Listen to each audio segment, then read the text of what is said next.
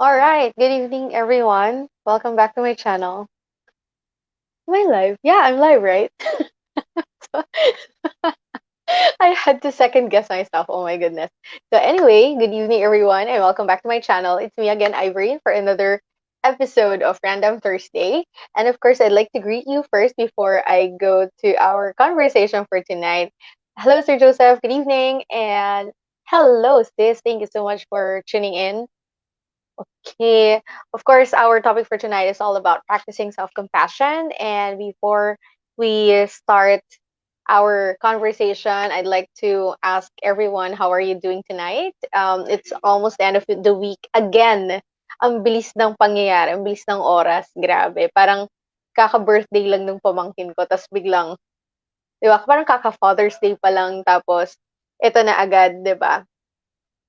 All right. So, yeah, we are going to be talking about practicing self-compassion because we are all very self-critical about ourselves that we tend to criticize ourselves most of the time. So, Irene's time. I know, right? Okay, so to those of you who are new to my channel, welcome. I'm Irene. I'm a real estate broker in the Philippines. I'm also a motivational speaker and a writer. And yes, kung hindi pa kayo nakakabili ng magazine ng Art Plus, get a copy because full spread doon sa I have a full spread article doon sa Art Plus. I'm so excited for that. Anyway, um, yeah, so let's start with our very exciting topic for tonight. Tawang-tawa ako sa'yo. Tawang-tawa ako sa'yo, Sir Joseph. Oh, hello there. Hi, Kelsey. How are you? So my niece is watching. Hi, Kelsey. Okay. Hello, Mom Cherry. Thank you so much for tuning in. Okay, so our topic for tonight is all about practicing self-compassion. And let me start my discussion by, as you know, I will start again with the definition. So, sisimulan natin sa definition muna ng compassion. Kasi, di ba, actually, compassion is very Filipino. Kasi, di ba, masyado tayong compassionate as a race. So, talagang it's innate with Filipinos to practice compassion. So let's define compassion. It's the ability to show empathy, love, and concern to people who are in difficulty. So again, this is a very Filipino value, but I believe everybody else in the world is also practicing compassion. So it's really our ability to show empathy to other people when they are going through a rough time. So that's what compassion is all about. And what about self-compassion? This is really small, no? Let me make it bigger so that I'll be the smaller one. I'll be the smaller one. Ano ba yun? Okay. So self-compassion it entails being warm and understanding towards ourselves when we suffer, fail, or feel inadequate rather than ignoring our pain or flagellating ourselves with self-criticism. So self-compassion is just like being compassionate towards other people. Pero ang pagkakaiba lang it's really so much about giving compassion to ourselves. Kasi sometimes when we are going through a tough time, we tend to be kumbaga more self-critical towards ourselves and that we are the person to judge ourselves first. So that's actually the problem. That's actually the challenge. So tonight we are going to be talking about self-compassion. How do we become kinder to ourselves? Okay, so there are three elements according to Dr. Christine Neff. There are three elements of self-compassion. The first one is self-kindness. Okay, self-kindness. Kailangan natin i-emphasize yon. Are we kind to ourselves?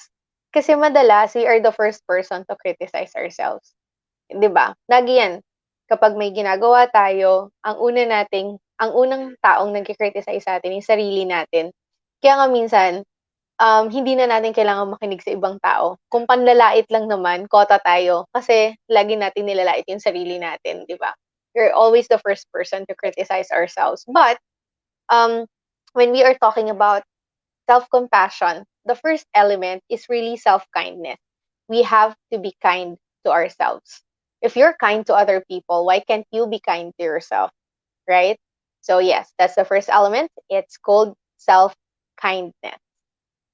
The second element is called recognizing one's own humanity.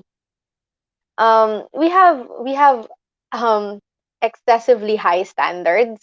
Sometimes sometimes we are so obsessed with standards. We tend to be perfectionists, and so we forget that we are actually humans. So the second element of self-compassion is recognizing that we are all humans, and recognizing that we're humans mean that we are what's this? We are bound to err. Okay? Nagkakamali tayo.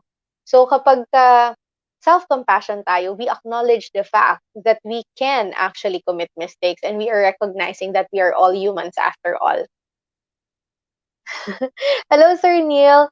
Good PM po, ma'am. Watching here at Orchid Garden. Ayan. Thank you so much for tuning in. Okay. Element number 3 is mindfulness. And thank you po sa mga heart. Okay, element number 3 is all about mindfulness. Ano ba yung mindfulness? Kasi 'di ba madalas parang hinahayaan lang natin yung mga sarili natin when it comes to um taking care of ourselves, or with regards to our activities, with regards to our ano ba tawag doon, with regards to our own personal needs. But mindfulness is another element of self-compassion because ba't ba't parang nagkakagulo sa sa chat? Hello, buddy ko 'yan si Sir Neil. Hello, good evening po. Thank you so much. At may pa-hashtag na po si Sir Arthur Mendoza. Watching here from Hain, Nueva Ecija. Ivory time. Ayan. Parang, alam nyo, parang kailangan ko na gamitin yung hashtag na yun. Hashtag Ivory time. Thank you, thank you. Okay, so again, element number 3 is mindfulness. It's the third element of self-compassion. If you really want to be compassionate towards ourselves, we have to be mindful about the things that we're doing for ourselves and the things that we are actually doing. Kasi 'di ba, madalas ang una nating napapabayaan sarili natin. We keep on taking care of everybody else, and yet napapabayaan natin yung sarili natin. So that's another element of self-compassion. Okay, so kung nakaka-relate kayo, please feel free to post your comments, your experiences if you have any, or if you just want to, join the conversation. That's the advantage of having a live stream. You can actually join the conversation, and yeah, chat with us, 'di ba? Ang daming tao ngayon na. Thank you so much for tuning in. Okay. Hello po. Hello, ma'am. Thank you so much for tuning in. Okay. So, why do we tend to be mean to ourselves? Bakit nga ba tayo nagiging mean sa sarili natin? Well, isa lang yung masasabi kong dahilan. Maraming dahilan, pero isa lang yung pinaka-summary kung bakit tayo nagiging mean sa sarili natin. Kasi masyado tayong self-critical. Yung lahat na lang pinupuna mo tungkol sa sarili mo, parang lahat na lang napapansin mo tungkol sa sarili mo. I mean, that's also okay na napapansin mo yung lahat tungkol sa sarili mo. But sometimes, napapansin natin yung sarili natin in a bad way instead of in a good way. So, ang nangyayari, hindi masarap sa pakiramdam yung sinasabi natin sa sarili natin. So, nagiging mean tayo. Napapabayaan natin sarili natin, sinasabihan natin ng kung ano-ano na hindi naman masarap pakinggan, 'di ba? When was the last time you ever told yourself that you're pretty or you're handsome? Okay, so kanina, actually I have been teaching stress management for the longest time. So if you want to talk about stress management, pero through coaching, you can let me know. Okay, but I cannot do it online because obviously a course. Okay, so pag meron akong stress management class, lagi akong merong mga ganitong mga ganitong mga activities. And nagtanong ako kanina kung kailan ba last na sinabi ninyo to sa sarili ninyo. And some people said na um, parang first time nilang ginawa yun sa sarili nila. First time nilang nagsabi ng mga words na sinabi nila sa sarili nila kanina. Like, how many years have you been in the world? Gano'ng katagal na ba kayong nasa mundo? 'di ba? Tapos, gaano katagal na ninyong kailan kayo nagsabi sa sarili ninyo ng masarap pakinggan na words na coming from yourself? Think about it. When was the last time you ever told yourself that you're beautiful or you're handsome? Kung never ninyong ginawa yan para sa sarili ninyo, well, it's time to start now. It's never too late. Okay? So always, always, always talk to yourself in a positive way. Kasi remember, you cannot give what you do not have from within. Babatiin lang po natin si Sir Sanglay. Good evening, sir. Maray nabanggi po sa Indogabos dyan. Sir Taya, hello po. Good evening. Thank you so much for tuning in. Okay. So, how do we really practice self-compassion? Yung pinakauna po dyan is to accept and embrace you. Okay, I have been constantly doing this. I have been constantly saying this in all of our previous episodes. Kung nakikinig kayo gabi-gabi, alam na ninyong paulit-ulit ko tong sinasabi. Accept and embrace you. And how do you do that? And again, as I've mentioned last night, di ba? It's not a one-time thing. It's not an overnight thing. It's a constant practice. Kailangan paulit-ulit mo siyang gawin para makasanayan mo siya. Okay, even though I do this, I keep on inspiring people as well.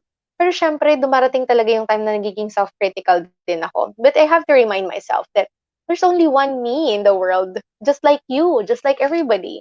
Lahat tayo tagi-isang piraso lang sa buong mundo. Okay? So, dapat mahalin natin muna yung sarili natin. We have to accept and embrace ourselves. Okay? Because there is no other person who will do that for us without first doing it for ourselves. Accept and embrace you. You cannot expect other people to accept you if you do not accept yourself first.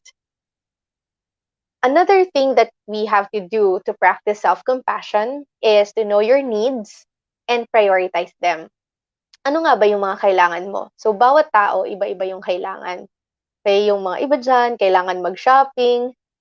Yung iba dyan, kung ano-ano, di ba? So, ngayon ko lang na-realize, wala pala tayong marquee. Walang walang title. Nilagay ko 'to kanina, ayan pala. Sorry, sorry. Oh, ayan. Ayan, baka maligaw yung iba, hindi nila alam kung ano yung topic tonight. Yan, practicing self-compassion. So, marami tayong iba't ibang needs. Lahat ng tao may kanya-kanyang needs yan. Pero remember this, there's what we call as the Maslow's hierarchy of needs. Maraming layers yun ng needs. So, hindi ko alam kung saan banda doon yung shopping. Kasi alam ko nanonood yung nanay ko ngayon. So, lagi yang may need to shop. Pisma. Ayun. So, marami tayong kanya-kanyang needs.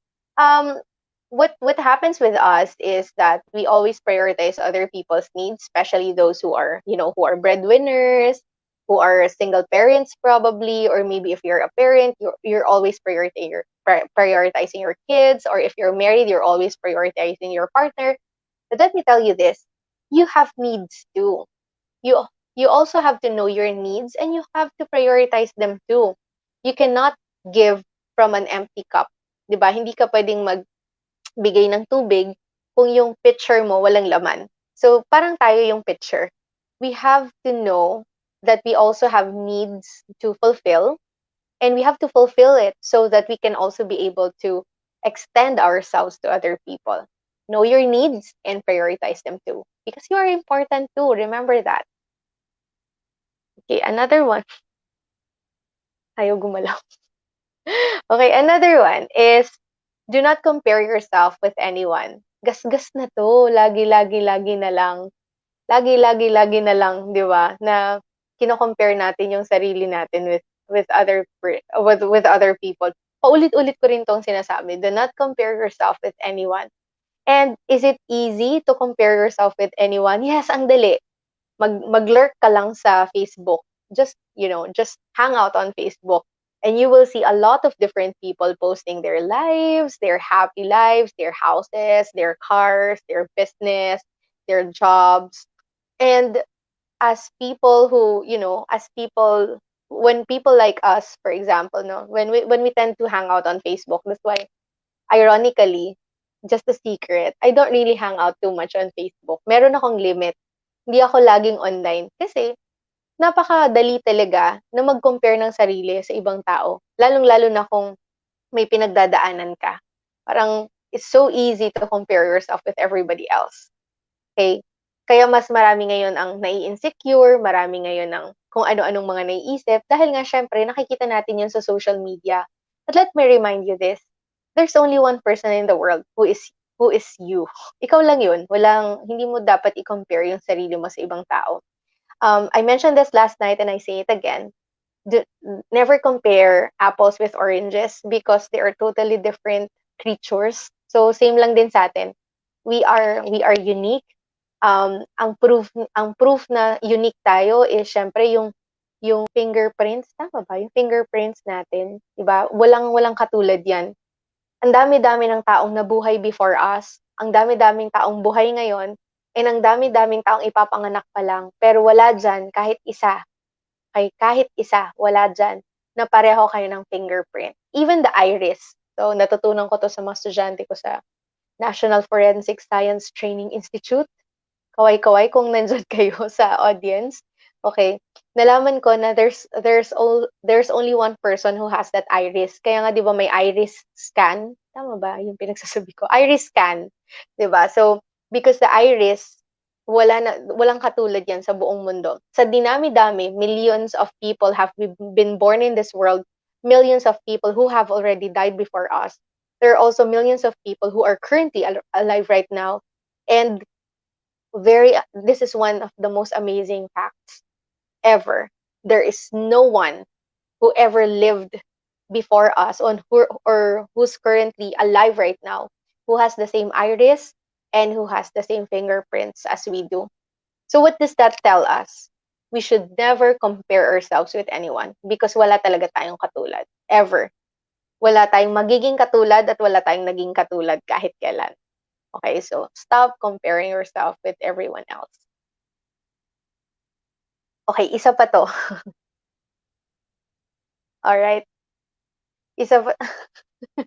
Uy, grabe. Sir Joseph, thank you. Ayan. God bless po. May pinagpanahan po talagang anak. Kaya pala. Oh, ayan. Hello naman. Hello naman sa inyong dalawang nag-uusap sa sa comment section. Thank you. Thank you, Sir Joseph. That's a very kind compliment. Thank you for that. Ano to? Wow, ang layo ah. Buddy Arthur watching from Hain, Nueva Ecija. Hello, hello. From the south to the north. Ayan. Thank you for tuning in po, mga sir. I think constant kayo nanonood, no? Baka konti na lang magkakaroon na rin kayo ng top fan badge. Thank you so much for constantly watching. Okay, so next is how do we really practice self-compassion? Resist the temptation of associating your own value with material things. Okay? Meron kasi tayong tendency na i-connect or ano ba tawag doon? I-associate yung sarili natin with material things. It's not only money, all right? It's not only literally material things, but also our jobs, our house, the cars that we own, the houses that we own, everything else, the material things. Paano kung mawala tong lahat? Ibig sabihin wala na tayong worth, right? If we constantly associate our own value, our own worth with the material things that we have, what if we lose all these things? 'Di ba? So, hindi po pwede na lagi nating i-associate yung sarili natin sa material things. For example, your job, 'di ba? What if mawalan ka ng trabaho? What if magsara yung negosyo mo? Paano 'yun? We always associate we have the tendency to associate our value with the material things that we have, which we should not do because we have our own value even without these material things. Okay, kahit wala kang mga pag-aari diyan sa paligid mo, you are a person who has his or her own value. So don't ever forget that. You don't have to associate yourself with the material things that you have or with the material things that you don't have. Kumbaga, lagi natin kasing sinasabi, magiging masaya lang ako kapag may ganito ako or may ginato ako. Hindi pwedeng ganun. Dapat masaya ka dahil ikaw yan. Alam mo yun? There's no one in the world like you, so you should be happy as you are. Okay? Alam mo yung magaganap. Wag naman, wag naman. Ayan. konting mapawis lang. Ayun, may papawis pang nalalaman eh, no? Okay, next. Ano ba 'to, ba't ayaw? Ayan. Okay, ito pa ang isa. Invest in yourself. Hindi to material things ha. It can be taking care of yourself, your physical, mental, and emotional well-being. Spiritual well-being din. Paano ba tayo nag-invest sa sarili natin? Okay, itong bibigay kong example. Gaano kamahal yung mga cellphone natin? Gaano kamahal yung mga cases natin? Pero pag sinabi mong bumili ng, let's say, gym membership, sasabihin, ang mahal naman mag-gym, ganito, ganyan, ang mahal naman ng monthly. But, yung cellphone mo, mas mahal pa yung case ng cellphone mo kaysa sa gym membership mo. Magkano ba yung mga cellphone natin ganyan? Lagi nating inaalagaan yung material things natin. We buy a lot of expensive mga laptops, mga computers, cellphones and all. But we don't really invest in ourselves, 'di ba? Wala tayong ini-invest para sa sarili natin, like our wellness, our physical well-being. Tapos mag-i-invest ka, hindi ka kumakain ng maayos, 'di ba? Ang bibilhin mo yung mga junk food na dapat ang binibili mo yung mga, let's say, mga organic, 'di ba? Pero pag sasabihin mo, "Uy, bibili ka ng organic, eh mahal 'yan kasi ganito, ganyan." Eh magkano ba yung katawan natin? Walang value, priceless. Our bodies are priceless. So we should take care of it in the best possible way. Um, when people ask me what are the most expensive things that I own, well, I don't really own a lot of expensive stuff, but I own, for me, ang mahal para sa akin is anything that touches my body. Yeah. What touches your body? Anything that touches my body, my makeup, yan, my makeup, my lotion, may mga sanitizer, ganyan. I invest in those kasi I only have one body, right? Eh paano kung magkasakit ako, ganyan. So I really invest in myself. I also invest in books. Okay, I read a lot. I think most of you who have been constantly following my channel already know this. Sobrang love ko magbasa ng books. Why?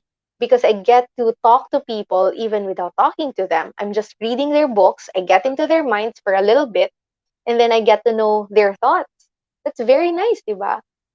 Bumibili ka ng libro, tapos parang nakakausap mo yung author nun. It's a very good feeling. Also, you get to learn. You don't just learn in school, you learn in other ways, right? I also invest in training. Okay? Ang mamahal din ng mga training na ina-attendan ko. Bakit? Kasi sabi ko, mahal yung utak ko eh. 'Di ba? Kung namamahalan ka sa training, you don't put value in your brain. Sayang, yung utak natin, kailangan pinupuno natin yan ng magagandang bagay, ng mga knowledge na natututunan natin. Invest in education, invest in training, invest in books because these are the things that help your brain. Ano naman yung kailangan nating invest para sa ano na, yan yung mental, 'di ba? Yan yung mental wellness natin. Emotional well-being. Kung sa tingin mo na-relax ka kapag nagta-travel ka, then do so because that's how you grow, that's how you take care of yourself. So invest in yourself. You are an asset too. Yung bahay, yung mga kotse, ganyan, yung mga material things, these are all assets. That's true. But you are an asset too. Invest in yourself too. Okay, deserve mo din 'yan, 'di ba? Okay, invest yourself. Bakit invest yourself? Invest in yourself. Baka yung parang may kulang dito, sir. Ayan. Idol Oragon, pwede na maging therapist si ma'am, lalo na sa mga emotional stress. Thank you, thank you. I'll take that po as a compliment. Okay, ito pang isa. Tuwang-tuwa ako dito, kaya ko nito nilagay. My niece who recently turned 3 years old, who's watching right now. Hi, Kelsey. Okay. Lagi niyang sinasabi na superhero siya. Nakakatawa kasi ang cute-cute niya, liit-liit niya, tas tataas yung kamay niya, sasabihin niya, "I'm a superhero." Tapos may kung ano-ano siyang sinasabi, na superhero nga siya. Pero it's funny for a 3-year-old to look at herself as a superhero. But why can't we be our own superhero kahit na matatanda na tayo? Kasi we don't believe in superheroes anymore. But we have to. We are our own superhero. We have to be our own icons. We have to be our own idols. Kailangan magtiwala din tayo sa sarili natin. Kasi remember this, if you don't trust yourself, nobody else will. Everything begins from within. So kung wala kang tiwala sa sarili mo, paano magtitiwala sa yung ibang tao? 'Di ba? Pero syempre hindi niyo kailangan magsuot ng cape. Yung pamangkin ko nakasuot siya ng cape. Hindi naman kailangan i-prove natin na superhero tayo. Okay? It's just an inside job. Okay? So dapat in-convince natin na we can be our own superhero too. If you are a superhero, what will be your superpower? Sige ka sa mga nanonood. If you are a superhero, what will be your superpower?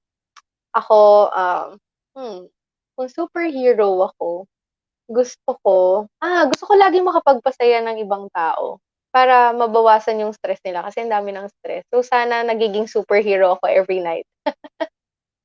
Sana I'm able to live up to my superpowers. Okay, so be your own superhero. Next is, ito, maganda to. Rejoice over your triumphs and learn from your failures.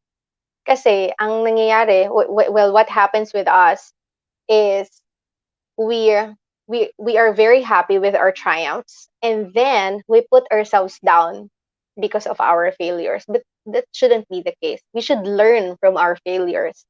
If we fail at one point in our lives, or maybe several times, I've failed several times. I'm not proud of it. Hindi ako proud na nag-fail ako several times, but I'm proud of what I have learned from those failures. Nakakahiya naman talaga mag-fail. Pero, anong nakakahiya kung may natutunan ka, di ba? We should always look at it from a perspective of someone who's a lifelong learner. Um, One of the things that I learned being a Lasallian is being a lifelong learner. Doon ko natutunan talaga na embody ko yung ibig sabihin ng lifelong learning. Because we are all students of this life and we should always learn from the experiences that we're having. And so when we have failures, we also have to learn from it. It doesn't really matter what your failures are. It can be grand, it can be small, but you can always learn from it. Don't take pride in the things that you do and also learn from the failures that you have, because those failures will actually propel you to another level, especially if you took it on a positive level, on a positive note. Kung ano yung mga natutunan natin dun sa failures na yon, pwede natin siyang magamit sa susunod nating endeavor. So always learn from your failures. Do not be embarrassed or do not be ashamed of your failures. Kasi marami kang natutunan dahil sa mga failures na yan. Ayun, may sumagot. Anong superpower ang gusto mo? Ayan, si Sir Joseph sabi niya, power to heal the sick people. Ayan. Dahil nurse by profession. Yan talaga yung mga ano natin, yung gusto nating superpower, diba? Okay. At syempre, ang bilis ko pala tonight. May lakad ba ako? Okay, so this is my last slide, if I'm not mistaken. I know not yet pala. Okay. So, how do we really practice self-compassion? This is a very good reminder for all of us. We always want to give love, lalong-lalo na sa mga single dyan, na excited pumasok sa relationship. Di ba lagi tayong excited pumasok sa relationship? We're always excited to be in a relationship. But you know what? Let me tell you this. If you have love that you want to give, remember to give it to yourself first. Always. Okay? You deserve the love that you want to give to other people. Kung bago mo ibigay yung love na yon, ibigay mo muna sa sarili mo. And to those of you who are in a relationship naman, we always, of course, laging ganyan yun eh. We always tend to be givers in our relationship, which is, there's nothing wrong with that. Don't get me wrong. There's nothing wrong with being a giver in a relationship. There's nothing, absolutely nothing wrong with that. But if you're always giving to people, the tendency is parang feeling ko lang, nababawasan ka rin. Siyempre, 'di ba? Parang pag lagi kang nagbibigay, kailangan mong mag-replenish. Ang ano natin, nauubos din 'yan, yung effort natin nauubos din 'yan. So we also have to replenish. And how do we replenish that energy that we're giving away?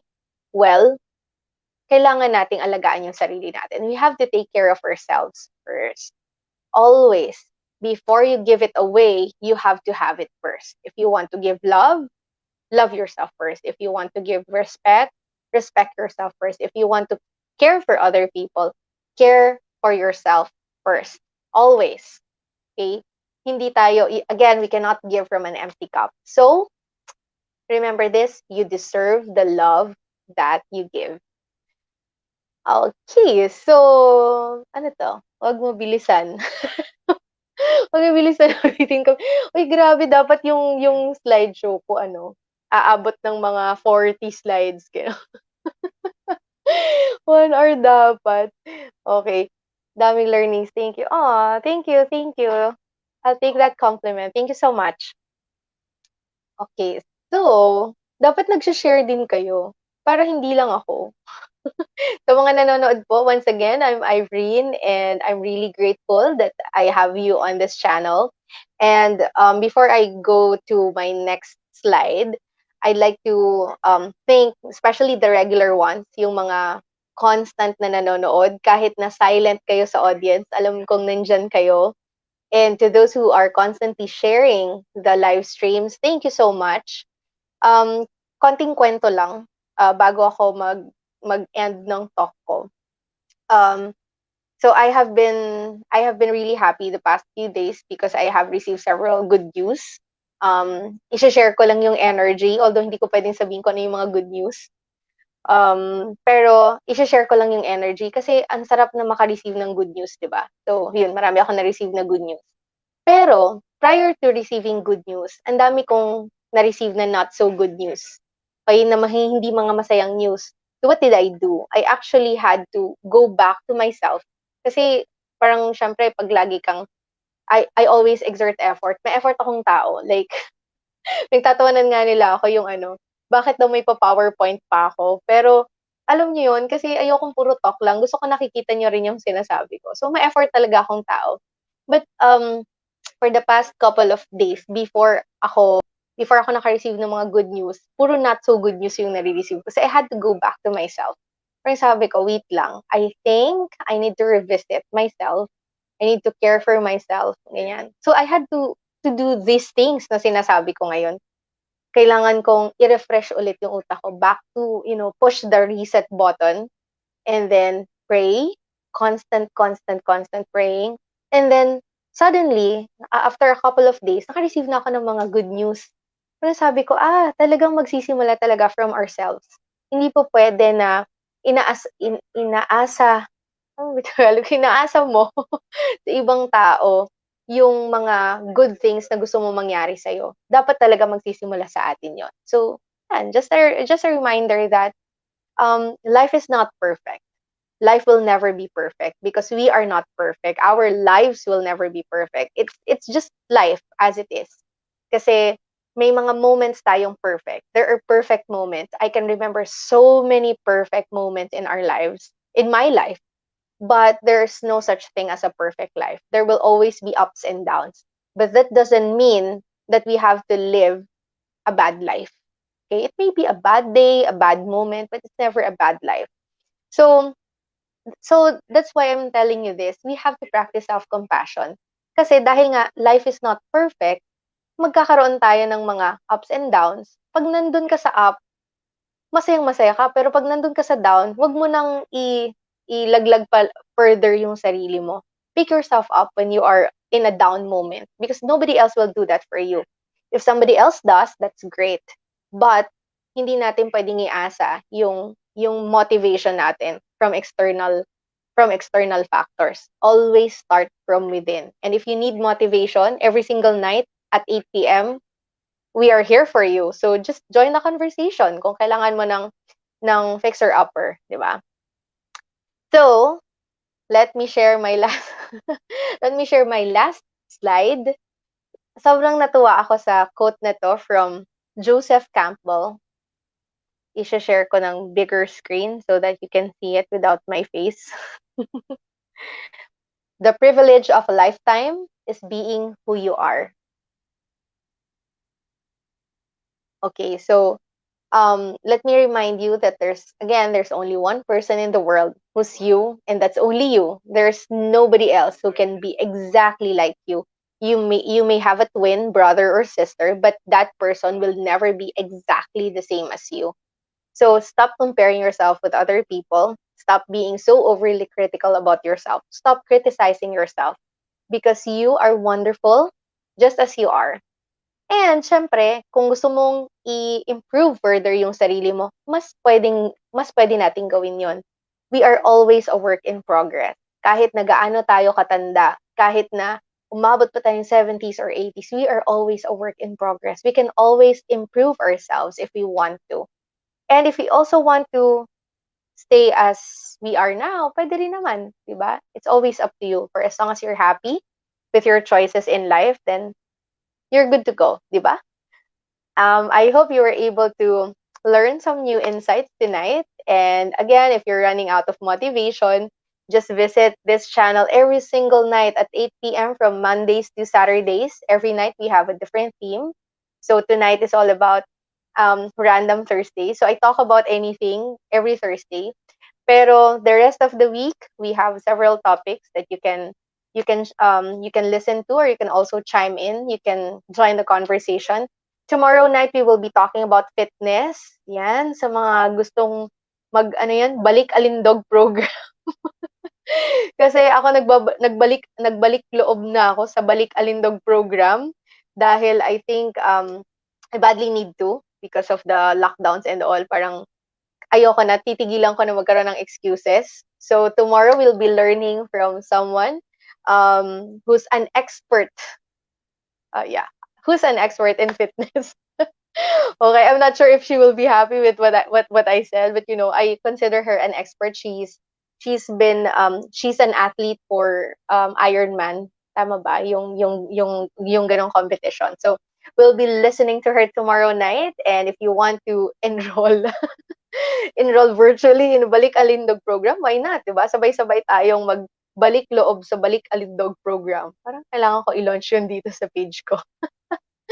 All right, everyone. Thank you so much for tuning in, and I hope you can share this video as well, so that for those people who need to hear it, you can definitely share this at baka matuto din sila kahit papaano. Ano to? Oh, thanks. Thank you. That's very kind. Thank you. Sir Neil, thank you so much for this. Idol Oragon, ma'am, pwede mag-request ng ibang topic about stress management, lalo na sa amin, 14 days kami naka-duty sa NCR. Aha, yes sir, pwede naman. Sige po. How to handle your stress. Sige po. I'll send you a PM po, sir. Thank you, thank you. Okay, Sir Joseph, di naman nawala alindog mo, ma'am, kaya walang balik. Baka dagdag alindog. Actually, sa totoo, narinig ko lang yung balik alindog program, pero hindi ko alam ang meaning ng alindog. Naririnig ko lang yun na if mag-aano ka, fitness journey, sinasabi nila, balik alindog. Pero hindi ko alam kung ano yung alindog. Eh, kailangan ko i-google yung meaning nun. Sige, anyway. Alam niyo naman may PhD ako sa Tagalog. Okay. Yes sir. Just mabalas man po sa pag-iling sa program tonight. Ayan. Actually, pinag-iisipan ko nga kung magkakaroon ako ng Bicol na live sesh. Kaya lang mahirap din yun, actually. Kasi nakakatawa din ako minsan mag-Bicol. Halo-halo din. Okay, everyone. Thank you once again. Please feel free to share this video. You can also watch the replay kung medyo na-late po kayo. Lahat po ng video natin, lahat po ng episodes natin, meron po siyang replay. I never remove any of the videos that we post. So, please feel free to visit them. Tsaka pwede po kayong mag-comment, pwede po kayong mag-suggest ng topic that you want to hear from this channel. And again, thank you so much, everyone. Stay safe, stay healthy, practice self-compassion. Sorry sa burp. Practice self-compassion all the time. Be kinder to yourself because there's only one person in this world who's exactly like you, and that's you and you alone. Good night, everyone. God bless you. See you again tomorrow. Bye-bye.